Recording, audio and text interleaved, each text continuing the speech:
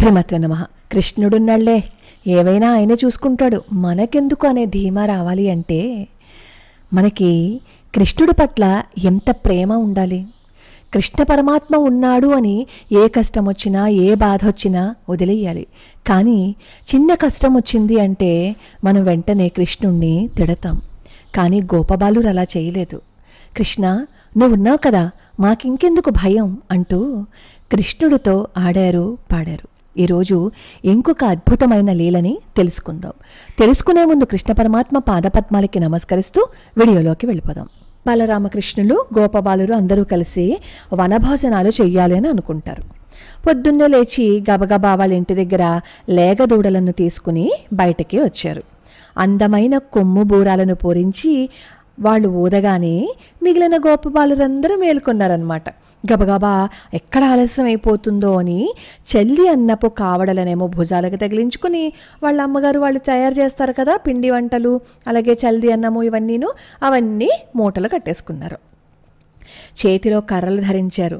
లెక్క పెట్టడానికి కూడా కష్టం అనిపించే వాళ్ళ లేగ మందులను హై హై అంటూ కేకలతో తోలుకుని బయలుదేరారు. పరుగులతో ఆయాసపడుతూ అడవిలో ప్రవేశించారు. కొమ్ము బూరాలు పూరిస్తూ పిల్లన గ్రోవులు ఊదుతూ తుమ్మెదలతో పాటు ఝుమ్ ఝుమ్ అని పాడుతూ నెమళ్లతో సమానంగా నాట్యం చేస్తూ కోకిలతో సమానంగా పాటలు పాడుతూ అలాగే ఇంకా చాలా రకాల పక్షులు ఉంటాయి కదా, ఆ పక్షులన్నింటినీ వాటి కూతలని అనుకరిస్తూ పైన పక్షులేమో ఎగురుతూ ఉంటే వాటి నీడ కింద పడుతుంది కదా, ఆ నీడతో పాటు వీళ్ళు కూడా పరుగులెత్తేవారు. సెలయేళ్లలో చెంగు చెంగున దాటి వాళ్ళు చేసే అల్లరి అంతా ఇంత కాదనమాట. అలాగే వీళ్ళు ఇలా గెంతులు వేస్తూ ఉంటే నీడ పడుతుంది కదా, ఆ నీడనేమో ఇంకొక పిల్లవాడు వచ్చి తొక్కేవాడు. ఇలా ఎన్ని ఆటలు ఆడుకుంటున్నారో. కృష్ణ పరమాత్మతో అలా ఆడుకుంటూ ఒకళ్ళనొకళ్ళు కొట్టుకుంటూ పరిగెడుతూ పడుకుంటూ అలసిపోతూ చక్కగా అద్భుతంగా ఆ దృశ్యాన్ని చూస్తుంటే రెండు కళ్ళు సరిపోవా అన్నట్లుగా ఉన్నాయి. వీళ్ళు చల్ది కావళ్ళు తీసుకెళ్లారు కదా, ఒకటి చల్ది కావడినేమో ఇంకొక పిల్లవాడు బెదిరించి లాక్కొని దాచేశాడు. వాణ్ణి మోసగించి ఇంకొకడు తీసుకుని వెళ్ళిపోతే వేరొకడేమో ఆ కావడిని తెచ్చి మొదటి వాడికి ఇచ్చేవాడు. ఇలా ఒకళ్ళనొకళ్ళు ఆట పట్టించుకుంటూ ఆ అడవిలో ఆటలాడుకుంటూ ఉన్నారు. కృష్ణుడు దూరంగా నడుస్తూ ఉంటే ఇద్దరు బాలకులు కృష్ణుణ్ణి ఎవరు ముట్టుకుంటారో అని పరిగెత్తేవారు. ముందు ముట్టుకోగలిగిన వాడు ముట్టుకోలేని వాడిని చూసి పక్క పక్క నవ్వేవారు. అప్పటికి కృష్ణ పరమాత్మ వయస్సు ఎంతో తెలుసా? 5 సంవత్సరాలు. గోపబాలుర వయస్సు కూడా అంతే. వాళ్ళకేం తెలీదు. కృష్ణ పరమాత్మని ప్రేమించటం తప్ప, కృష్ణ పరమాత్మ ఏం చెప్పారో అది చేయటం తప్ప ఇంకా వాళ్ళకేం తెలీదు. మహాయోగులు కూడా ఏ పరమ పురుషుని పాదపద్మాల ధూళి కొంచెం కూడా చూడలేరో అటువంటి కృష్ణ పరమాత్మతో గోపబాలకులు కలిసిమెలిసి ఆడుకుంటున్నారు. ఆయన్ని కౌగిలించుకుంటూ చెట్టాపట్టాలు పట్టుకుంటూ తన్నుతూ గ్రుద్దుతూ హాస్యాలాడుతూ మీద పడుతూ కలిసి ఆడుకుంటూ ప్రేమిస్తున్నారు. ఆ గోపబాలకుల భాగ్యం ఎంతని చెప్పాలి చెప్పండి. యోగులకు బ్రహ్మానంద స్వరూపుడు, భక్తులకి ఆరాధ్య దైవము. ఆ భగవంతుడు ఆ అజ్ఞానులకు ఎలా కనిపిస్తున్నాడో తెలుసా? చిన్న పిల్లాడిలా కనిపిస్తున్నాడు. కృష్ణ పరమాత్మ ఎవరు ఏ విధంగా ఆయన్ని భావిస్తే ఆ విధంగా అనుగ్రహిస్తారు. అలాంటి కృష్ణుడి సాన్నిధ్యాన్ని పొందిన గోపబాలకులు, ఆహా, ఇలాంటి పుణ్యాత్ములు ఇంకెక్కడైనా ఉన్నారా చెప్పండి. ఇలా ఉండగా కొంతకాలానికి అఘాసురుడు అనేవాడు బయలుదేరాడు. అమృతం తాగి మరణం లేని వాళ్ళకైనా సరే ఈ అఘాసురుడి పేరు చెప్తే ధైర్యం పోతుందనమాట. అఘాసురుడు ఎప్పుడు మరణిస్తాడా అని అందరూ ఎదురు చూస్తూ ఉన్నారు. ఈ అఘాసురుడు బకాసురుడి తమ్ముడు. తన అన్నని ఎవరు చంపారు అని చెప్పి ఆ చంపిన వాణ్ణి అలాగే ఆ తోటి బాలకులతో సహా అందరినీ చంపేస్తానని గర్వంతో రోషంతో రెచ్చిపోయి బయలుదేరాడు. వాడు కూడా కంసుడు సేవకుడే. కంసుడి ఆజ్ఞానుసారమే వాడు కూడా బయలుదేరాడనమాట. ఈ కృష్ణ పరమాత్మ ఎక్కడున్నారో కృష్ణ పరమాత్మని సంహరించాలి అని. వాడు అనుకుంటాడు, గోపబాలకులకు ఈ కృష్ణుడు బలరాముడు అంటే బాగా ఇష్టం అన్నమాట. మా అన్న బకాసురుడి ప్రాణానికి బదులుగా ఈ ఇద్దరు బాలురలను చంపితే చాలన్నమాట, గోపబాలకులందరూ చచ్చిపోయినట్లే అని అనుకుని వెంటనే అఘాసురుడు ఏం చేశాడో తెలుసా? కొండ చిలువ రూపం ధరించాడు. ఆ కొండ చిలువ ఎంత పెద్దదుందంటే మహాపర్వతమంత పెద్దదుంది. దాని కోరలు పర్వత శిఖరాలను మించిపోయి ఉన్నాయి. నల్లటి మేఘాల వంటి పెదవులు తెరిచి ఉండగా పై పెదవి ఆకాశాన్ని అందుతుందా అన్నట్లుగా ఉందన్నమాట. అది ఇలా ఉచ్ఛ్వాస నిశ్వాసాలు వదులుతూ ఉంటే భరించలేనంత వేడిగా నిప్పులు కురుస్తూ ఉన్నాయి. కృష్ణుడితో పాటు గోపబాలుని అలాగే ఆ దూడలని అన్నింటినీ కలిపి ఇప్పుడే మింగేస్తాను, వాళ్ళు గిలగిలా కొట్టుకోవాలి అంటూ ఆ పాపిష్టి రాక్షసుడు దారిలో అలా నోరు తెరుచుకుని పడుకుని ఉండిపోయాడు. ఆ దారిని వస్తూ గోపబాలురు ఆ కొండ చిలువని చూశారు. చూసి, అదిగో ఒక అడవి కొండ చిలువ పర్వతమంత శరీరంతో పడుకుంది చూసారా, అగ్నిజ్వాలలతో భయంకరమైన బుసలు కొడుతోందిరా, చూడండిరా చూడండి అంటూ ఒకళ్ళకొకళ్ళు చూపించుకున్నారు. కానీ ఎవరూ భయపడలా. ఎందుకంటే బకాసురుడిని చంపిన కృష్ణుడు ఉండగా మనకి ఈ పాములంటే భయమేంట్రా, మనతో పాటు కృష్ణుడు ఉన్నాడు కదా, రండ్రా దాటిపోదాం.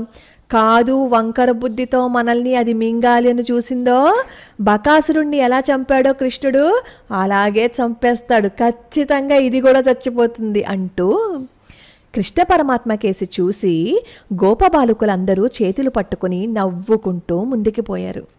వాళ్ళకి ఎంత కృష్ణ పరమాత్మ మీద నమ్మకం అంటే, కృష్ణుడు ఉండగా మా చుట్టూ ఏ కష్టము రాదు అనేంత ధీమ. ఆ ధీమ ఎప్పుడైతే మనకి కూడా వస్తుందో కృష్ణ పరమాత్మ అనుగ్రహం అప్పుడు మనకి వస్తుంది. అంత ధీమాగా వెళ్తున్నప్పుడు ఆటోమేటిక్గా భగవంతుడు ఏమనుకుంటాడు, ఇది నా మీదే పడేసింది మొత్తం అంతా బాధ్యత, నేనే ఖచ్చితంగా దీని గురించి చూడాలి అని అనుకుంటాడు. ఇక్కడ కూడా కృష్ణ పరమాత్మ అలాగే అనుకున్నారు.